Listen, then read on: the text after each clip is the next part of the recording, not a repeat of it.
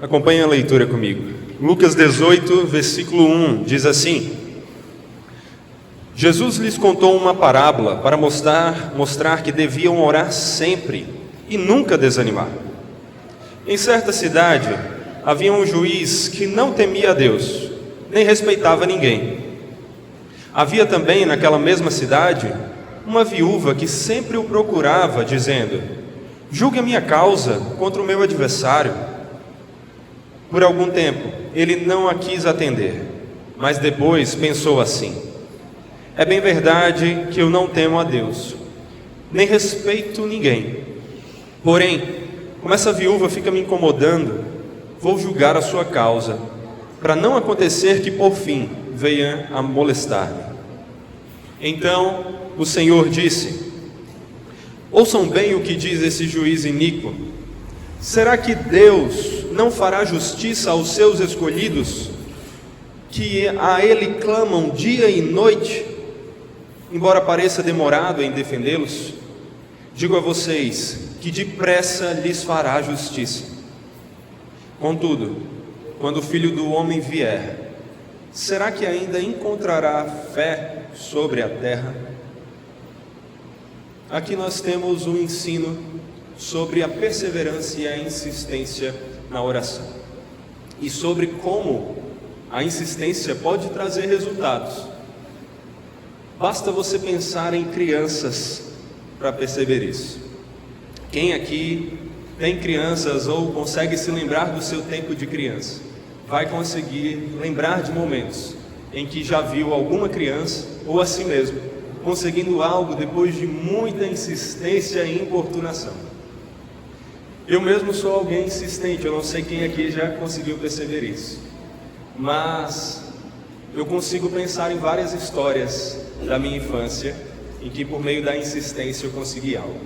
E uma das mais marcantes que me veio à memória foi em uma ocasião em que, ainda criança, eu comecei a gostar de computadores. Quando o que você podia fazer com o computador era apenas jogar paciência, escrever alguma coisa no Word, mesmo sem ter nada para escrever, e até mesmo a internet ainda era internet de escada, que você não usava porque já tinha dormido, ou só naqueles dias que você conseguiu perseverar até mais tarde. Ainda assim, eu gostava de computadores, eu comecei a gostar de tecnologia, até hoje eu gosto. E meus avós sempre me tiveram como se fosse o filho mais novo deles. Eu fui o primeiro neto, e o primeiro neto por muito tempo sozinho. Então, durante a infância eu fui bastante mimado, infelizmente, felizmente, né? Sempre tem os lados positivos e negativos. Mas ainda assim, eu lembro que quando eu comecei a gostar de computadores, eu comecei a pesquisar sobre como montar um bom computador, que na época era algo incrível, mas que hoje em dia não passa nem mesmo da capacidade do seu celular, não importa quão simples ele seja, não é mesmo? E eu fui até uma loja que ficava no mesmo prédio onde meus avós tinham uma loja de perfumes e outras aleatoriedades. E eu fui lá e comecei a fazer perguntas, fiz um orçamento e levei para o meu avô. E meu avô olhou aquilo, acostumado a me dar presentes, mas nunca um computador, e ficou: não, meu filho, você não precisa disso, tem para que isso? E eu comecei a argumentar com ele, também sou muito argumentativo. Comecei a argumentar, e ele disse: não, sem chance, vamos escolher outra coisa, o computador não. Só que isso foi no primeiro dia. Passaram-se alguns dias, eu voltei a falar com ele. E fazendo algumas chantagens emocionais que algumas crianças fazem, persistindo, eu consegui a promessa de que o computador seria dado. Mas eu estava no começo do ano, por volta ali de janeiro ou fevereiro, e a promessa foi para o Natal. Uma criança esperar tantos meses assim é algo difícil, não é verdade? O que me fez continuar namorando o computador. Eu não tinha um computador, mas quando eu ia visitar meu avô na loja, eu subia, ficava lá olhando a vitrine, fazia questão de mostrar ao meu avô que tinha visto mais alguma informação, que gostava do que estava aprendendo, e falando das utilidades que o computador teria para mim, super utilidades, né? E aí Insisti até o ponto de que ele disse: tudo bem, meu filho, no seu aniversário eu lhe dou. Então, de dia 25 de dezembro, já caímos para 27 de novembro. Já foi um avanço, mas não foi suficiente. Eu insisti mais um pouco. Insisti até o ponto que ele disse: tá certo, dia das crianças eu dou para você. Então já avançamos mais um pouco. Já caímos, dia das crianças é 12 de outubro, se eu não me engano? Dia 12 de outubro. Esses dias o Apolo, inclusive, veio perguntar: tem o dia das mães, o dia dos pais, quando é o dia dos filhos, né? O dia das crianças está aí para representar isso. E aí, ainda não foi o suficiente. Então eu insisti e ele disse: tudo bem, meu filho, nas férias você vai ter tempo de usar, porque agora você está nas aulas. Então nas férias eu lhe dou.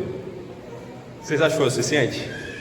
Não, eu ainda insisti um pouco mais. Eu disse: mas é agora, nas aulas, que eu preciso usar, né, para fazer trabalhos e coisas do tipo. Resumo da história: eu insisti até que, por volta de março, abril, eu já tinha o computador em mãos. A insistência, às vezes, nos traz resultados por convencimento. Você insiste até o ponto de provar o seu ponto, até o ponto de convencer. Outras vezes é só porque a pessoa não suporta mais um neto que quer um computador, ou alguém que está insistindo para querer algo. Nessa parábola, Jesus vai falar da oração. Olha que interessante. De uma das coisas mais belas e espirituais, como algo que é atendido por meio desse tipo de insistência, que vai batendo até conseguir o que quer. Através dessa ilustração aqui, nós aprendemos que nós temos que perseverar na oração. Nós temos que perseverar na oração. A primeira coisa que vemos é que a oração perseverante é um pedir insistente que agrada a Deus. Com certeza não agradou o meu avô as minhas insistências, apesar de eu ter conseguido. Mas aqui, Jesus usa um exemplo de alguém sendo insistentemente chato e conseguindo algo por meio dessa insistência, como um exemplo para dizer que Deus quer que nós oremos sempre, e como outra parte das Escrituras diz, sem cessar. Deus quer que nós sejamos perseverantes, insistentes, pedindo em nossas orações. E esse aspecto da oração, o pedido, precisa ser enfatizado. Porque, como eu já disse em alguns momentos aqui para vocês, principalmente em turma de membresia, em outras conversas, hoje em dia, muitas pessoas têm aquela super maturidade espiritual para dizerem: não, eu oro, mas assim, na minha oração eu só agradeço a Deus, eu só tenho motivo para agradecer. Eu vou pedir, Ele já me dá tanto, eu só vou agradecer. Então eu digo: Senhor, muito obrigado por isso e por aquilo. E falam disso de uma forma tão assim, bonita, honrosa, que você pensa até que isso é um ensino correto das Escrituras, não é verdade? Mas na verdade, quando você olha para as Escrituras, você percebe que oração é quase que sinônimo de pedidos, de pedir. Oração é um ensino sobre como nós devemos pedir ao Senhor. Quando nós fizemos aqui a leitura do texto de Filipenses mais cedo hoje, nós vimos como é que nós vamos enfrentar a ansiedade, apresentando os nossos pedidos em oração. Aqui nós estamos vendo Jesus dizer que essa parábola tinha o objetivo de nos ensinar a orar sempre. Mas qual é a oração que ele nos ensina a fazer? Qual é o exemplo que ele dá? É o exemplo de alguém que está pedindo insistentemente até conseguir o que quer. Jesus quer que nós façamos isso, porque isso agrada a Deus. A oração perseverante, o pedir insistentemente em oração, ao contrário de ser algo que Deus menospreza e diz assim: nossa, que egoísmo, só quer pedir, é algo que Ele se agrada, porque é uma demonstração da nossa dependência de Deus. Aquela viúva não tinha condições de se defender, ela não tinha condições de alcançar a justiça sozinha, ela precisava que o juiz julgasse a sua causa. Só o juiz poderia dar a ela o que ela precisava. O que é que ela fez então? Ela insistiu desesperadamente e insistentemente até conseguir o que queria. Nós somos chamados a pedir na oração. Claro, temos que ser agradecidos. Não estou querendo negar essa parte da verdade da oração. Inclusive, quando falamos sobre como orar, eu sempre ensino para vocês. A oração tem pelo menos 4 partes fundamentais. Você tem o louvor a Deus, a gratidão que está intimamente ligada ao louvor, você tem a confissão e você tem os pedidos, as petições, por você e pelos outros. Mas nenhuma dessas partes pode ser menosprezada. E não venha com essa suposta espiritualidade do eu não vou pedir, eu vou só agradecer. Porque isso é como se você estivesse dizendo, eu já estou bem, eu não preciso que o juiz julgue minha causa. Mas você precisa. Você é como uma criança que precisa que o pai lhe dê cada uma das coisas que tem, porque senão não tem uma outra forma de consegui-las. Assim como eu, quando criança, não tinha condições de comprar o meu computador e precisei ser insistente, dependendo do meu avô, muito mais, na verdade, nós não temos condições de alcançar o que precisamos, sem que Deus, o Pai de toda bênção e de toda dádiva, nos dê aquilo, respondendo às nossas orações. O que nós aprendemos pela Escritura é que nós devemos pedir, pedir, pedir insistentemente. Jesus nos manda fazer isso, tanto aqui nessa passagem, como em outra muito semelhante, onde ele vai dar praticamente o mesmo ensino, a perseverança na oração. Nós encontramos isso lá em Lucas 11, então por favor, permaneça com sua Bíblia aberta em Lucas 18, ainda vamos falar sobre Lucas 18, mas vá para Lucas 11, versículo 5 também, para que nós olhemos para o que o texto diz ali. Lucas 11, versículo 5.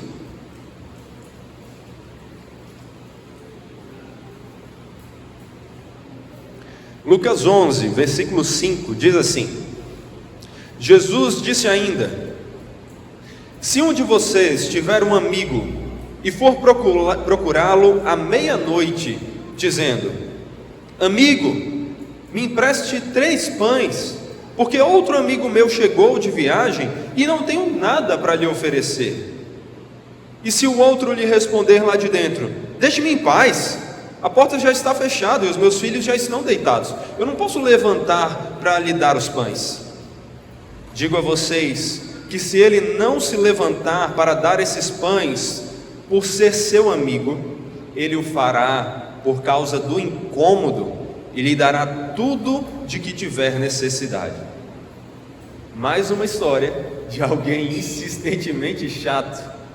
Imagina aí um amigo seu batendo na sua porta ou ligando para você, seja lá o que for, para pedir algo meia-noite. O que é que você faria? Você com certeza fecharia a porta na cara, você desligaria o telefone, você diria: tá de brincadeira, amanhã a gente se fala. Mas e se ele continuasse persistindo? E se ele não parasse? Todo mundo aqui tem algum amigo nesse perfil, tem algum conhecido nesse perfil, ou talvez até seja a pessoa nesse perfil. O que aconteceria se ele não parasse? Você daria para que ele parasse pelo menos de incomodar. Versículo 9: por isso digo a vocês, peçam e lhes será dado, busquem e acharão, batam e a porta será aberta para vocês. Pois todo o que pede recebe, o que busca encontra, e a quem bate a porta será aberta. Tem como enfatizar mais ainda que a oração é o pedir, e esse pedir insistentemente é o bater a porta, e o bater até que ela seja aberta. Nós falamos recentemente sobre a importância de orarmos ao Senhor e meditarmos na palavra e anunciá-la a outras pessoas. E eu recebi aqui bons testemunhos de como aquilo foi impactante, apesar de ser algo que todos nós já sabemos, não é verdade? Mas é porque a palavra é assim, ela não precisa apresentar algo novo para nos impactar. Quando ela nos lembra daquilo que é importante, ela já nos fortalece e nos aviva para praticar. Se então nós vimos a importância de orar e de meditarmos na palavra, hoje eu quero falar com vocês sobre isso que eu estou falando, sobre a perseverança na oração, como nós devemos orar, como é que Deus se agrada de nossas orações. E aqui nós aprendemos em primeiro lugar que a oração perseverante é um pedido insistente que agrada a Deus. Portanto, faça o que o próprio Jesus disse. Ele mandou você fazer isso. Ele mandou você ser insistente na oração, apresentando os seus pedidos, sabendo que Ele lhe dará, Então seja persistente na oração. Peça e lhe será dado. Peça e lhe será dado. Mas obviamente não somos uma igreja neopentecostal, da teologia da prosperidade, onde o outro lado é enfatizado, o de só pedir e o de nunca agradecer, ou mesmo não saber o que pedir. Por isso que nós ainda temos mais coisas a dizer sobre essa oração que pede insistentemente. E a segunda verdade que nós aprendemos com o texto de Lucas 18 é que a oração perseverante dos escolhidos é que é atendida por Deus. E aqui eu não estou usando a palavra escolhidos só porque essa é uma igreja batista reformada. Reformado tem a ver com isso, porque nós acreditamos na escolha incondicional e soberana de Deus a respeito daqueles que são salvos. Não é só por isso, é simplesmente porque eu estou lendo o texto, e o texto vai falar sobre isso. Então, se você observar aí o que é dito, você vai notar que no versículo 7 de Lucas 18 está escrito: será que Deus não fará justiça aos seus escolhidos, que a Ele clamam dia e noite, embora pareça demorado em defendê-los? Quem são os escolhidos do Senhor?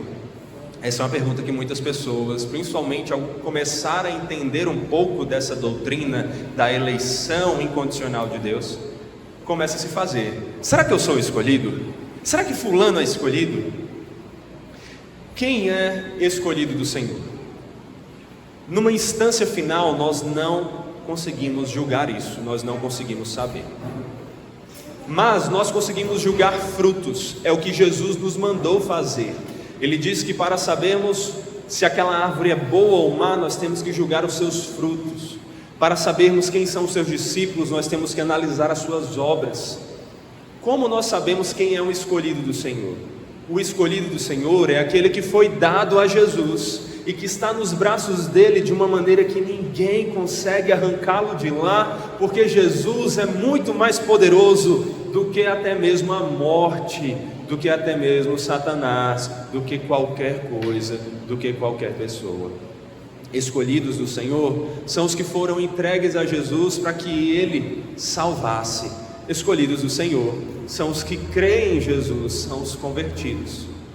Nós não somos chamados a ficar pensando naquilo que não nos foi revelado. Deuteronômio 29:29 diz: as coisas encobertas pertencem ao Senhor nosso Deus, porém as reveladas nos pertencem, a nós e a nossos filhos, para sempre, para que cumpramos todas as palavras desta lei. Deus não revelou a lista dos escolhidos, Ele revelou que todo aquele que crê em Jesus de verdade, todo aquele que invocar o nome do Senhor em verdade, será salvo. Quem é o escolhido do Senhor? Quem crê de verdade no Senhor.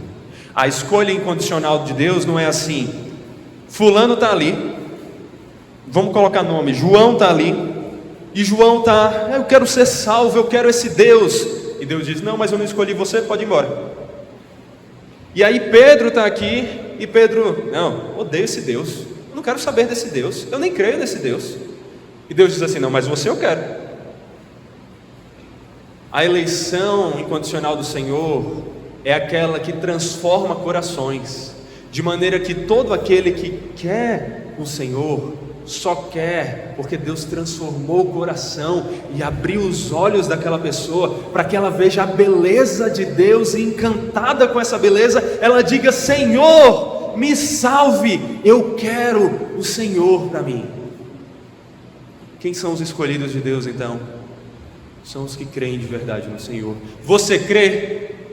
Você crê, confia somente em Jesus para a sua salvação?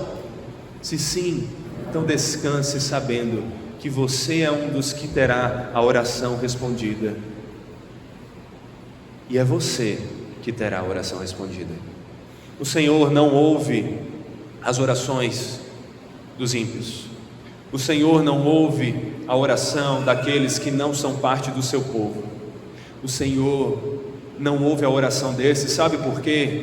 Porque é como Isaías disse lá no capítulo 59, versículo 2. Falando dos que estão longe do Senhor, ele disse: mas as vossas iniquidades fazem separação entre vós e o vosso Deus, e os vossos pecados encobrem o seu rosto de vós, para que vos não ouça.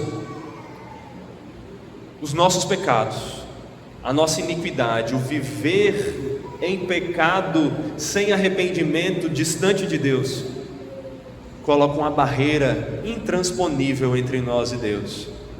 Ele não nos vê, Ele não nos ouve. Por isso Ele não ouve aquele que não foi escolhido. Mas por que Ele ouve o escolhido? É porque o escolhido não tem pecado, então ele não tem barreira?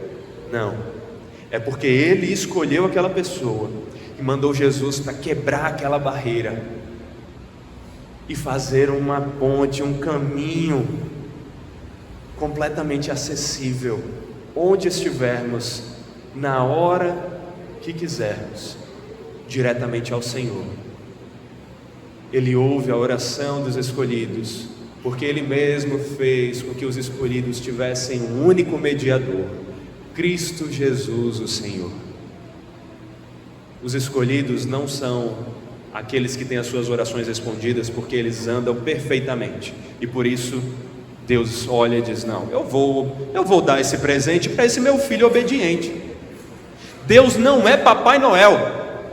Deus não está assim: ah não, esse menino foi obediente, então deixa eu dar aqui o brinquedinho que ele pediu, o caminhão, o carrinho, o que for. Esse não, esse foi desobediente, vou dar carvão. Não, todos nós merecíamos carvão. Na verdade, todos nós merecíamos ser o carvão queimando no fogo do inferno. Mas Deus pegou essas peças de carvão, que assim como todas as outras, não tinham nada de bom em si mesmas, não mereciam nada, só mereciam o fogo. E Ele trabalhou nelas e as purificou, para que delas tirasse diamantes, mas não porque tinham o valor em si mesmo, sim porque foram consideradas como joias raras nas mãos do Senhor, pelos méritos de Cristo Jesus, aquele que não tem nenhuma impureza. Por que os escolhidos são ouvidos então em suas orações? Porque Deus, sem ver neles mérito nenhum, os resgata, os purifica e faz com que Cristo Jesus seja a lente por meio da qual Ele nos vê e nos ouve. Esse é o Evangelho. Esse é o Evangelho que nós devemos louvar a Deus por ter recebido. Então, em primeiro, aprendemos que você tem que orar de forma perseverante, pedindo ao Senhor o que precisa, e Ele se agrada disso. Em segundo lugar, aprendemos que Ele só ouve a oração dos seus escolhidos, daqueles que verdadeiramente se arrependeram dos seus pecados e creem nele, e fazem isso porque foram resgatados graciosamente pelo Evangelho de Deus, porque como está escrito em Romanos 1,17, a justiça de Deus se revela no Evangelho de fé em fé, como está escrito: o justo viverá por fé. A fé, que é um dom de Deus, um presente de Deus, nos faz chegar a Ele por meio da oração, através dos méritos de Cristo Jesus, de maneira que somos ouvidos por esse Deus. Em terceiro lugar, nós aprendemos que a oração perseverante obtém resposta no tempo de Deus. No tempo de Deus, não é no seu tempo. Perceba, ainda que eu tenha sido insistente com meu avô, ao ponto de aquilo que não me seria dado, porque eu não merecia, ter sido prometido para uma época, depois para uma data mais rápida e outra, ainda assim não foi no momento que eu quis, senão teria sido dado no mesmo dia. Não foi no meu tempo, foi no tempo dele. Quando nós olhamos para as nossas orações ao Senhor, o que percebemos é que Ele quer a nossa perseverança e a nossa insistência. Mas em última causa, ainda assim, Ele vai responder em resposta à nossa oração insistente, mas no tempo dEle, no tempo dEle, mesmo que esse tempo possa parecer um pouco demorado para nós. É por isso que no versículo 7, mais uma vez, temos um ensinamento importante, que é isso que estamos vendo. Será que Deus não fará justiça aos seus escolhidos, que a Ele clamam dia e noite, embora pareça demorado em defendê-los? Digo a vocês que depressa lhes fará justiça. Deus pode até parecer demorado para responder suas orações em algumas ocasiões, mas Ele fará depressa aquilo que precisa ser feito. E o depressa não é o seu depressa, não é o seu tempo, é no tempo do Senhor.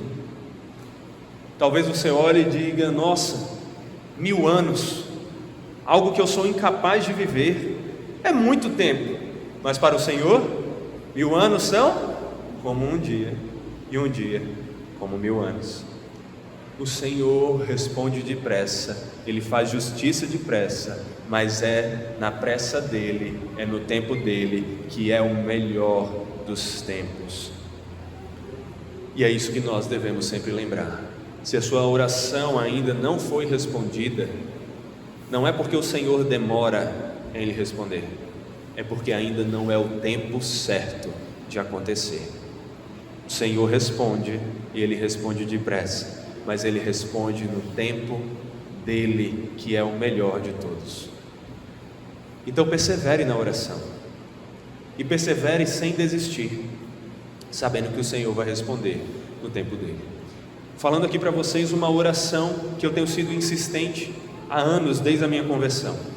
Eu oro ao Senhor para que eu o ame acima de tudo. Não é isso que a Bíblia diz? Que nós temos que amar a Deus acima de todas as coisas? Que nós temos que amar a Deus com tudo que nós somos? Então aqui eu aprendi com Agostinho, que disse: Senhor, dá o que ordenas e ordenas o que quiseres. Ou seja, Senhor, me capacite a fazer o que o Senhor quer e me mande fazer o que o Senhor quiser. Estou aqui, mas me capacite a te obedecer. Por isso, desde a minha conversão, eu oro ao Senhor: Senhor, me faça amá-lo com todo o meu ser e amá-lo mais do que tudo. Mas eu confesso para vocês, pela graça do Senhor, eu o amo hoje muito mais do que eu amei no início da minha caminhada. Não importa quantas vezes pareça que aquele fogo, aquela euforia que há no início da conversão se perde depois.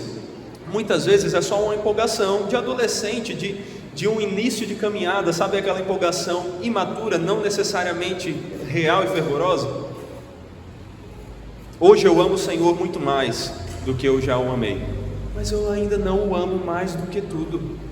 Eu ainda não o amo com todo o meu ser. Ainda há momentos que orar não é a coisa que eu mais quero fazer, muitos momentos. Que meditar na palavra não é a coisa que eu quero fazer, muitos momentos. Eu tenho bênçãos do Senhor na minha vida que eu oro constantemente para que Ele me salve de torná-las um ídolo. Minha esposa, meus filhos. E você tem também as suas bênçãos que você pode transformar em ídolos. Portanto, Seja perseverante na oração.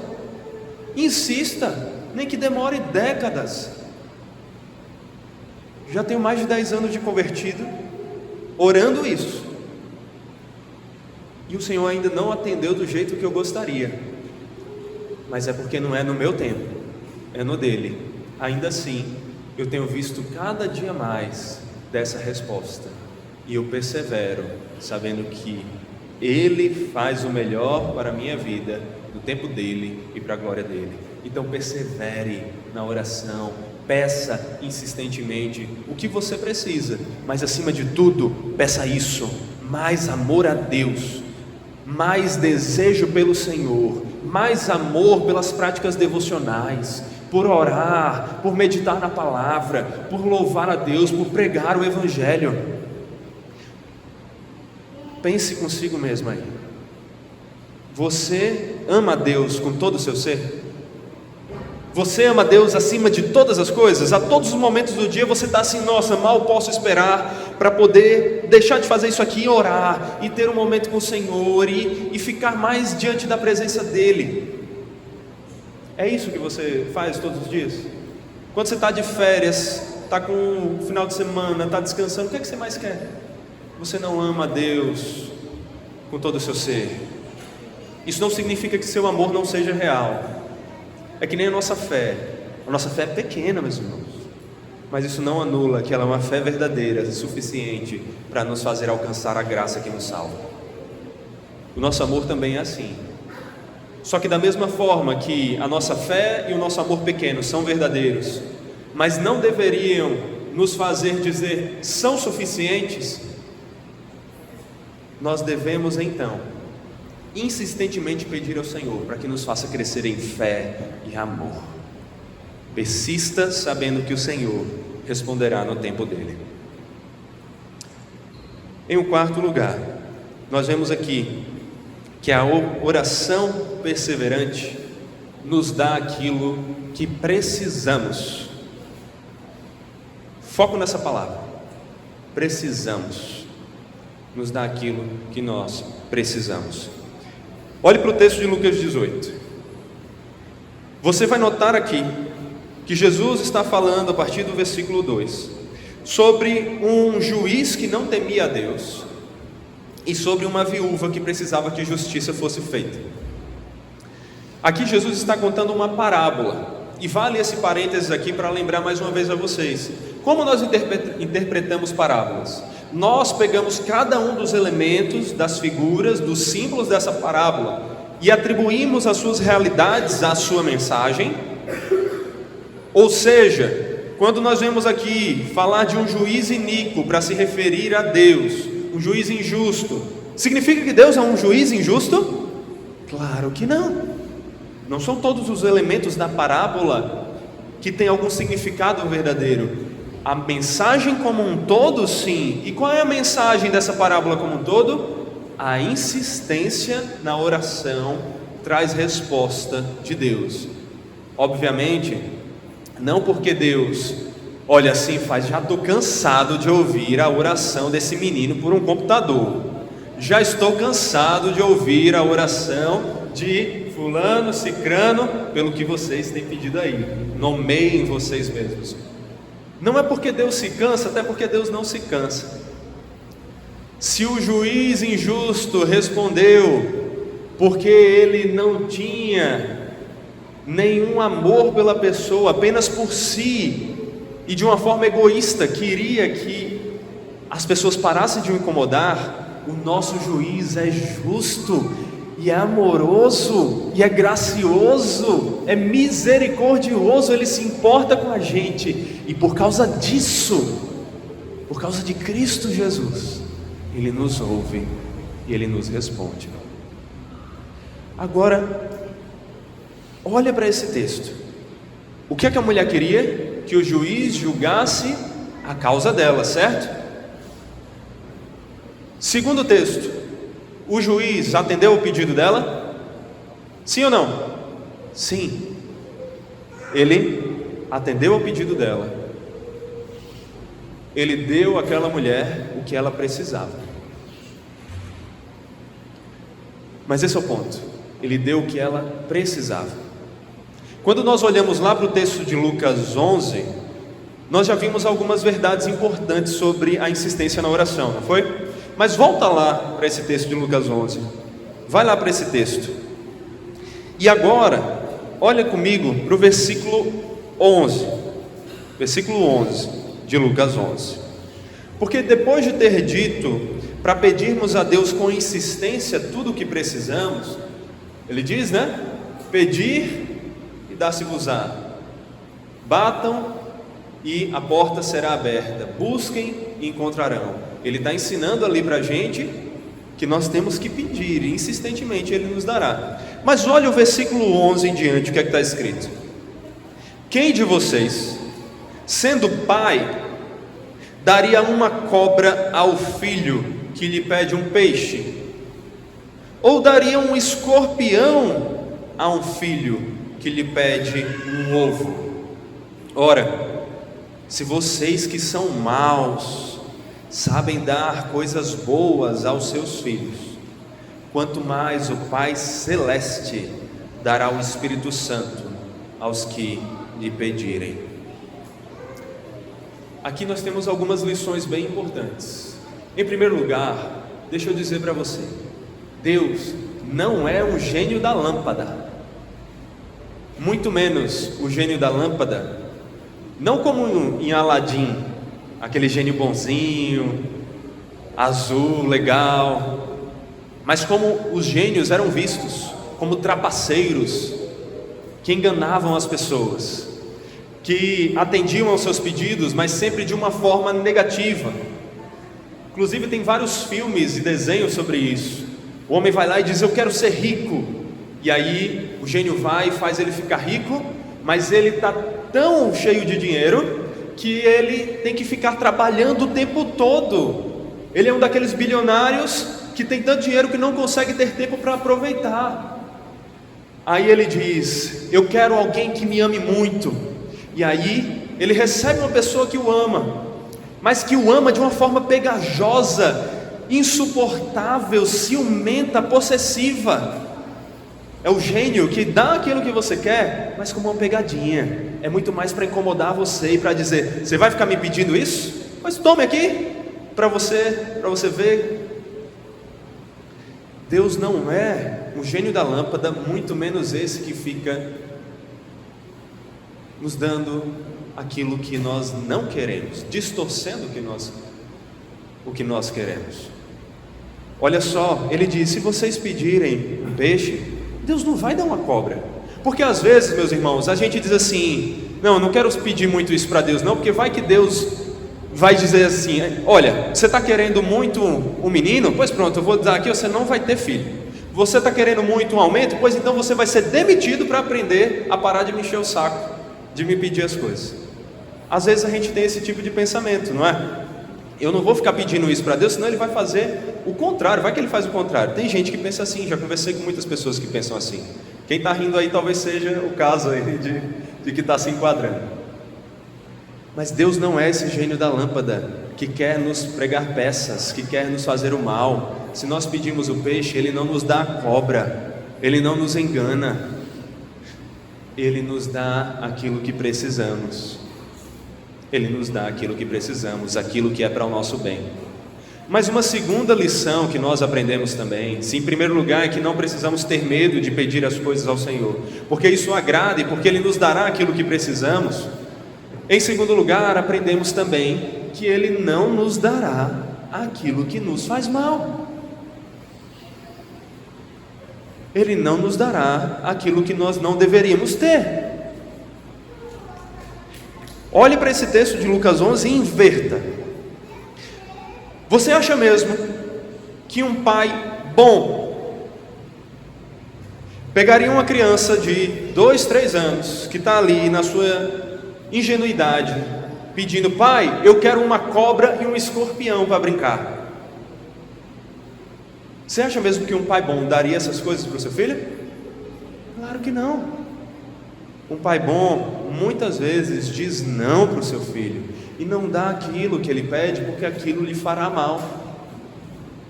Pai de bebês vê isso o tempo todo, criança querendo comer terra e você não, querendo fazer outras coisas, colocar o dedo na tomada e você não. Eu não vou deixar você saciar sua curiosidade por uma última vez. Bons pais não dão tudo que seus filhos pedem, dão aquilo que seus filhos precisam e que é bom para eles. E aqui, ao mesmo tempo que a gente enfatizou tudo que é verdade das Escrituras, nós precisamos quebrar como a teologia da prosperidade distorce esses textos, como se dissesse: olha, pede e Deus vai dar, inclusive decreta que Deus vai dar. Meu irmão, nem Jesus orou desse jeito. Jesus, um momento de angústia, ali diante do Getsemane, Mateus 26:39, é dito que, adiantando-se um pouco, prostrou-se sobre o seu rosto, orando e dizendo: meu Pai, eu decreto que passe de mim este cálice, que Jesus até poderia decretar, né? Meu Pai, se possível, passe de mim este cálice, se possível. E ainda completa: todavia, não seja como eu quero, mas como tu queres. Mas a teologia da prosperidade, ela desmente essas coisas, né? Peça, peça, peça, Deus vai lhe dar tudo. Não, Deus não vai dar tudo para você, porque nós somos como crianças pequenas, ingênuas, que muitas vezes fazemos pedidos ruins, que não nos farão bem se forem atendidos. Não nos farão bem se forem atendidos. Portanto, lembre-se, você tem o melhor dos pais. Se no mundo nós temos bons pais, alguns, claro, não são muito bons, outros são melhores, mas enfim, mas se no mundo nós temos bons pais, que dirá o Pai Celeste? É isso que Jesus está dizendo. O Pai Celeste é muito melhor. Ele é o único que é o Pai perfeito. O Pai Celeste cuida de seus filhos até muito mais do que qualquer pai terreno cuida dos seus. E Ele atende a seus pedidos insistentes, não porque Ele foi vencido e não quer mais incômodo, mas porque Ele é gracioso e misericordioso e dá aquilo que é bom e preciso para os seus filhos. E aqui nós temos outra ênfase que precisa ser enfatizada. O que é bom para nós? O que é bom para nós? Facilmente nós podemos pensar assim: bom, ali uma casa de uns 500 metros quadrados ali num condomínio de luxo, um carro super confortável, é muito dinheiro na conta, é muita saúde e tudo mais. Por mais que essas coisas tenham o seu fator de serem boas também, para muitas pessoas elas podem se tornar ídolos, e Deus preserva seus filhos, assim como um pai toma cuidado de não mimar os seus. Bons pais não dão tudo que seus filhos querem, porque muitas vezes vão torná-los mimados, fazer com que eles se percam. O nosso Pai é o melhor de todos os pais, e Ele nos dá tudo aquilo que precisamos e tudo aquilo que é bom para nós. Mas tem muita coisa que Ele vai dizer não, e outras que Ele vai dizer: espere, você ainda não está pronto. Mas acima de tudo Ele diz: busque crescer em conhecimento da minha vontade, para saber o que pedir e pedir com maturidade. Qual é a ênfase desse texto sobre pedido que nós lemos de Lucas 11? Como é que termina o texto? Olha só: se vocês que são maus sabem dar coisas boas aos seus filhos, quanto mais o Pai Celeste dará o Espírito Santo aos que lhe pedirem. Você crê em Deus? Você recebeu o maior presente que você precisava. Você recebeu o Espírito Santo da promessa, que sela você, conectando você a Cristo como cabeça, que reconcilia você com Deus. Enquanto antes você era inimigo, e agora é amigo de Deus. Você já tem aquilo que você mais precisa. Isso não significa que você não deve pedir outras coisas. Jesus nos manda pedir o pão nosso de cada dia.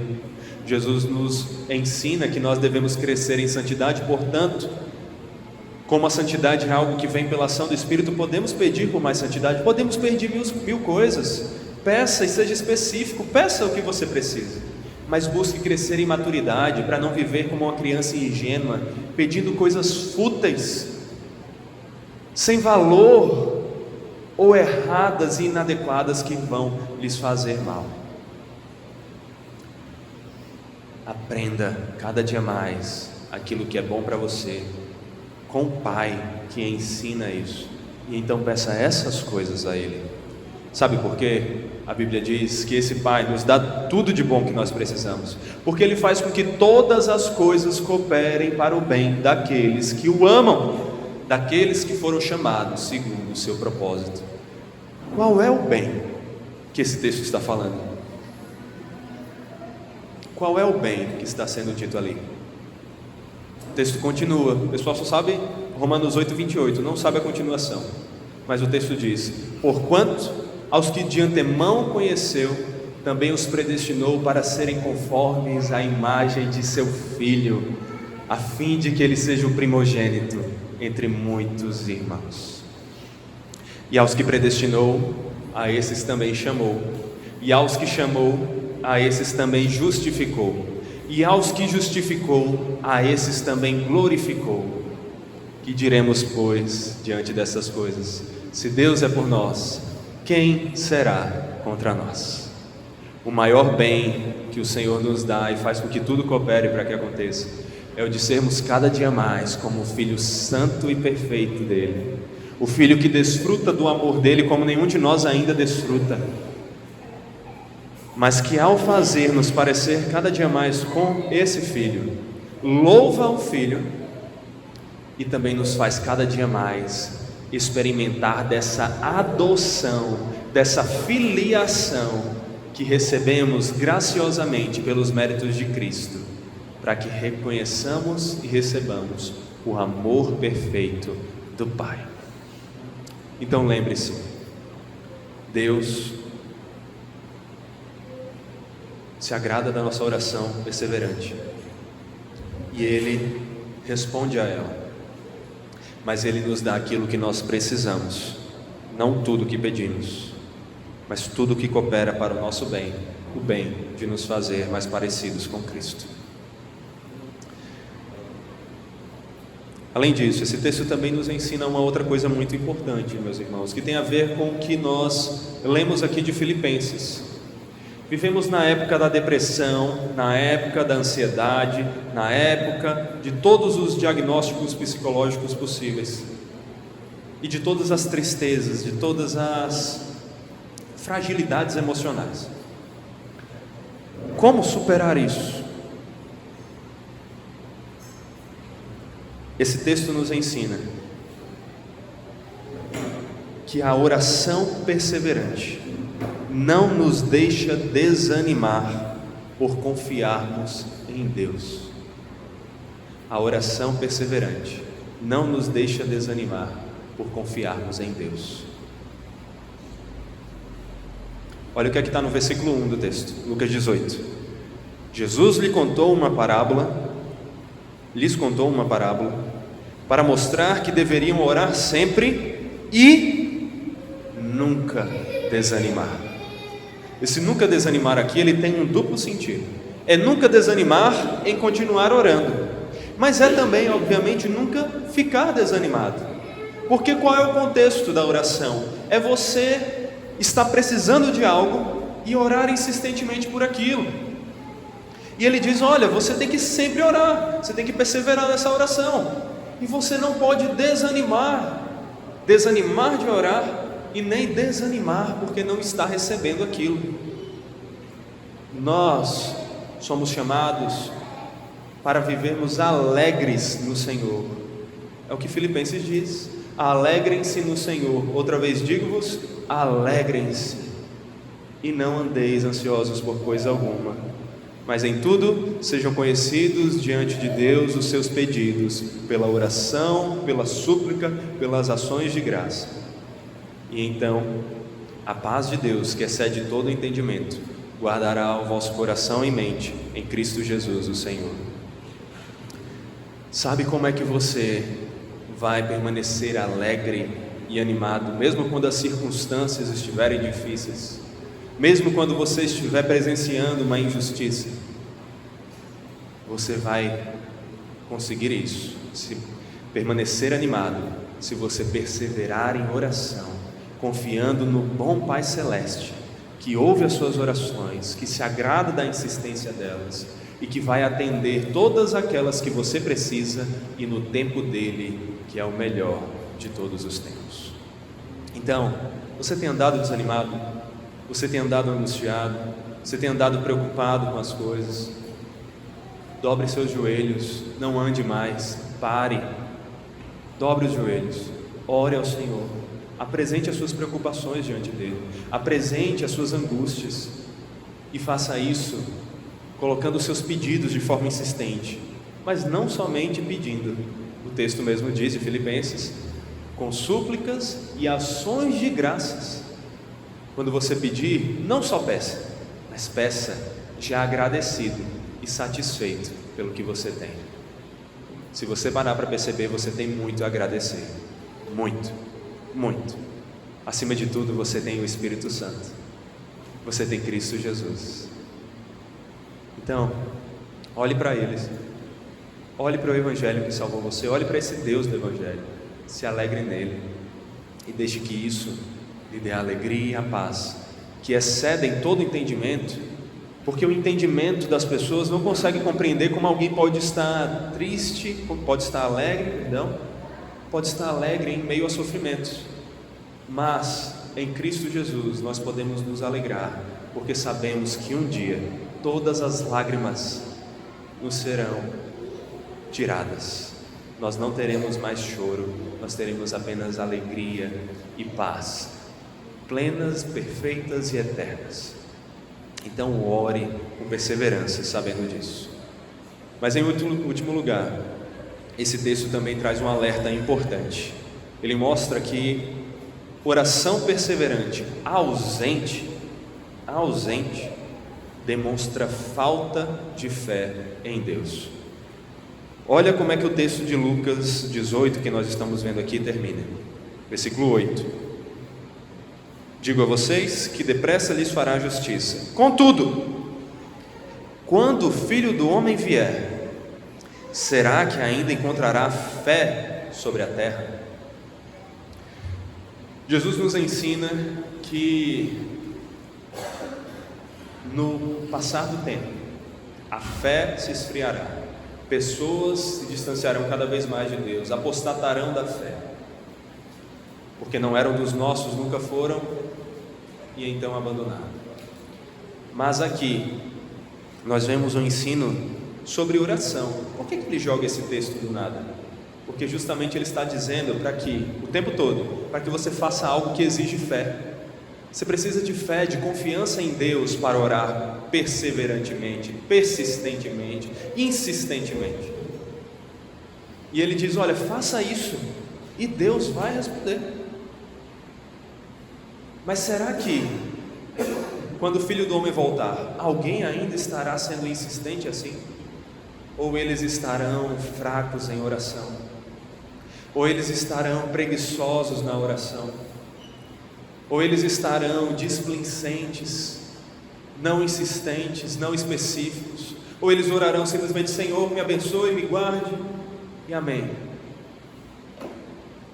Jesus mostra que esse tipo de oração, que não persiste, que não insiste, é uma oração que está com a fé debilitada, sem confiar naquele Deus que é o Pai bondoso, que ouve e que se agrada da insistência, que dá tudo o que precisamos e que dá num tempo que é o melhor, que é o dele. Portanto, não se deixe desanimar, continue orando, e orando inclusive por mais ânimo para perseverar na oração. Mas não abandone a oração, porque muito facilmente quem abandona a oração abandonará a fé. abandonará a fé. Ore, peça tudo o que você precisa, tudo, coisas pequenas a coisas grandes. Você é dependente de Deus, você precisa de tudo. Meus filhos não têm que me pedir só quando querem um super presente, eles têm que pedir o café da manhã, coisa pequena. Eles pedem porque eles precisam até da coisa mais simples. Você também precisa. Não peça só quando for algo imenso. Senhor, eu descobri uma notícia de uma doença terrível, agora eu oro. Ore pelo pão de cada dia. Ore para que passe a dor da unha encravada. Ore para que aquele trabalho que não está tão bom, que está escravizante, se torne melhor. Não deixe para orar só quando estiver desempregado. Não deixe para orar só quando estiver com um câncer terminal. Não deixe para orar só em momentos difíceis ou desesperadores. Ore insistentemente a todo tempo, apresentando diante de Deus as coisas pequenas e as coisas grandes, sabendo que o Senhor se agrada disso e Ele ouve no tempo dEle, ouve de acordo com a vontade dEle. Então confie nesse Deus. E você que está aqui, mas ainda não tem confiado nesse Deus, acima de tudo não tem confiado a sua salvação, ainda tem tentado conquistá-la pelos seus próprios méritos, pelas suas obras, vivendo uma vida justa, sendo educado, fazendo coisas boas. Pare de confiar em si mesmo. Isso sim traz a depressão, isso sim traz a angústia, porque você é pequeno. Pare de confiar em si mesmo. Confie em Deus para a sua salvação e peça acima de tudo o Espírito Santo que nos salva. E então, confiante de que Cristo é seu Salvador, pela graça dele, viva a vida do Evangelho, louvando e agradecendo esse Senhor. Que todos nós aqui, que já confiamos em Deus, mas ainda confiamos com uma pequena fé, oremos: Senhor, eu creio, mas me ajude na minha pequena fé. Senhor, avive o meu coração. Senhor, me dê mais amor por Ti, me dê mais prazer e satisfação no Senhor, acima e independente de tudo. Que essa seja a mensagem que você guarde no seu coração, e que você não saia daqui para mais uma semana colocando desculpas de por que não orou. Você não tem nenhuma. Acorde e ore a Deus e diga: Senhor, eu preciso de Ti. Termine o dia orando a Deus e dizendo: Senhor, eu agradeço pelo Senhor. Ore a todo instante, e que a oração lhe permita ver quão perto esse Deus está, por causa de Cristo Jesus, que fez um caminho para nós, um caminho por onde não poderíamos ir. Oremos a esse Deus. Pai nosso, Tu estás no céu, mas estás conosco na terra também. Nós Te louvamos, Te adoramos, cremos no Senhor, mas cremos pouco, adoramos pouco, amamos pouco. Insistentemente queremos pedir agora ao Senhor: avive o nosso coração, nos dê mais fé, nos dê mais amor, nos faça confiar mais em Ti, e que, certos de que o Senhor está conosco, crescendo em amor e em fé no Senhor, estejamos mais satisfeitos em Ti, acima, independente das circunstâncias. Que sejamos perseverantes e insistentes na oração, dependentes do Senhor, pedindo até a menor de todas as coisas. Que o Senhor nos faça, Pai, orar ao Senhor por tudo, por cada coisa pequena, por cada coisa grande, e orar insistentemente, pedindo, porque precisamos, somos filhos que precisam do Pai, mas também agradecendo por já reconhecermos que temos a melhor de todas as bênçãos: somos filhos do Pai. Que o Teu Filho Jesus seja aquele que nos faça ter essa oração atendida diante de Ti, e que o Senhor nos faça perseverar nela, para que oremos assim, não somente agora, não somente hoje, mas todos os dias, dizendo: Senhor, avive o nosso coração, nos faça crer mais em Ti, nos faça amar mais o Senhor, e que assim o Senhor nos responda, Pai, para a Tua glória e para a nossa satisfação no Senhor, porque foi para isso que o Senhor nos criou. É o que nós te pedimos, pelos méritos de Cristo Jesus. Amém.